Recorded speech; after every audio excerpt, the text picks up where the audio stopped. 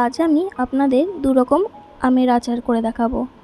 যার জন্য একটা আমকে এভাবে দুফালি করে নিয়ে দুফালি থেকে তার থেকেও চার ফালির থেকে সেই এক অংশ থেকে দু টুকরো করে এভাবে কেটে নেব।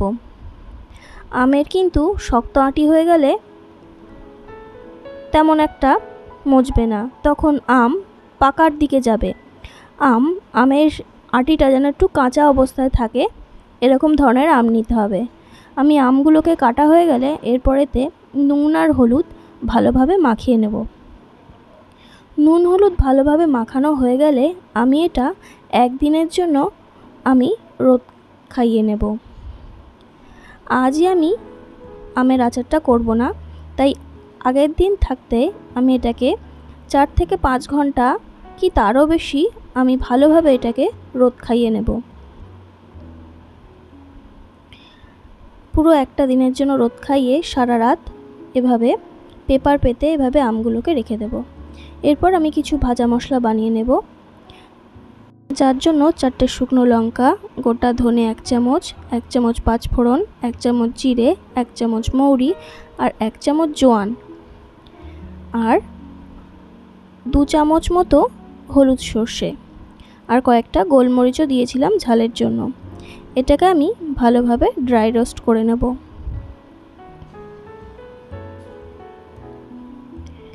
সমস্ত মশলা দেখে নিয়েছেন তো? এরপর এটাকে আমি ভালোভাবে ড্রাই রোস্ট করে নেব। মশলা যাতে কালো হয়ে পুড়ে না যায়, হালকা হলুদ রং ধরলেই হয়ে যাবে।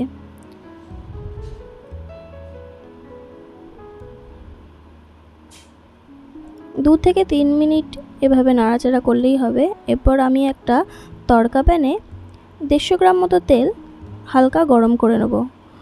খুব ফুটন্তভাবে ফোটাবো না, হালকা গরম করে নেব।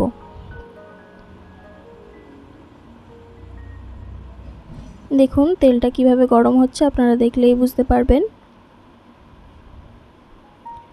তেলের মধ্যে একটা হালকা ফেনা জমতে শুরু করেছে।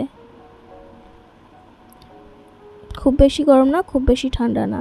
এরপর আমি একটা পাত্রে 1 চামচ কাশ্মীর লঙ্কার গুঁড়ো, 1 চামচ হলুদ, 1 চামচ নুন আর 1 চামচ বিট নুন ব্যবহার করছি আমি, আর হাফ চা চামচ কালো জিরে। এটাকে ভালোভাবে মিশিয়ে নেব। এরপর সেই ড্রাই রোস্ট করা মশলাগুলো আমি মিক্সিতে গুঁড়ো করে নেব।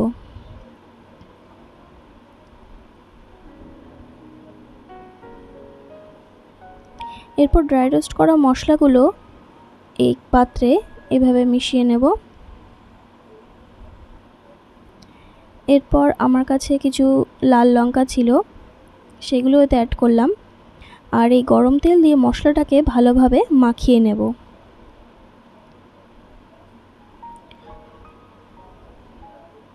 মশলাগুলো ভালোভাবে মাখানো হয়ে গেলে এরপরেতে আমগুলো দিয়ে দেব। আমগুলো দিয়েও এই মশলা আর আমকে ভালোভাবে মেখে নেব। প্রত্যেকটা আমে যাতে মশলা লেগে যায় এইভাবে ভালোভাবে মেখে নেব।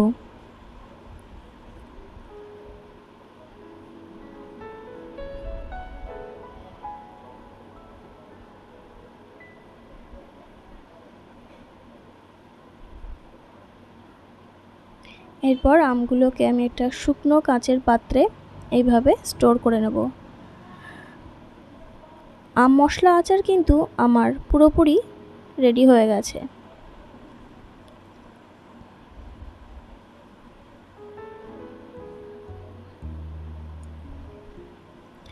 আচ্ছা, এই মশলা আচার সবসময় কাচের পাত্রে রাখলে অনেক দিন বেশি ভালো থাকে, প্লাস্টিকের পাত্রে না রাখাই ভালো।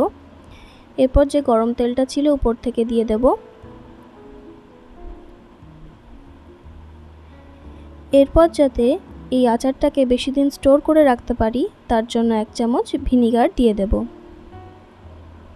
ভিনিগার দিলে কি হবে, এতে কোনো রকম ফাঙ্গাস কোনো আক্রমণ করবে না আর অনেক দিন ধরে এটাকে রাখা যাবে। আমার তৈরি হয়ে গেল আম মশলা আচার।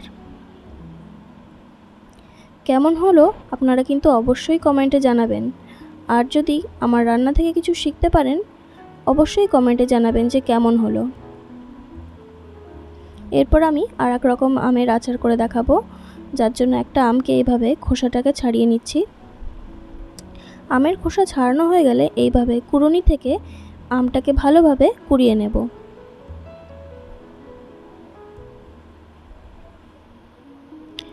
আমগুলোকে এভাবে ঝুরি ঝুরি করে কেটে নেব।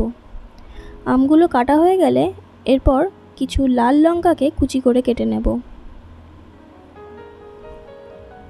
কাঁচা লঙ্কা, লাল লঙ্কাও দিতে পারেন, আমার কাছে কিছু লাল লঙ্কা ছিল, আমি তাই জন্য লাল লঙ্কা ব্যবহার করছি। এভাবে 4 থেকে 5টা আমি লাল লঙ্কা ব্যবহার করলাম। এরপর লাল লঙ্কাগুলো সেই মশলা মাখা বাটিতে দিয়ে দেবো। এরপর কুড়ুনি আম থেকে ভালোভাবে চিপে রসটা বের করে নেব। ভালোভাবে রস বের করে নিয়ে শুকনো অবস্থায় দিয়ে এতে 1/2 চামচ কাশ্মীরি লঙ্কার গুঁড়ো, 1/2 চামচ সাদা নুন, 1/2 চামচ বিট নুন,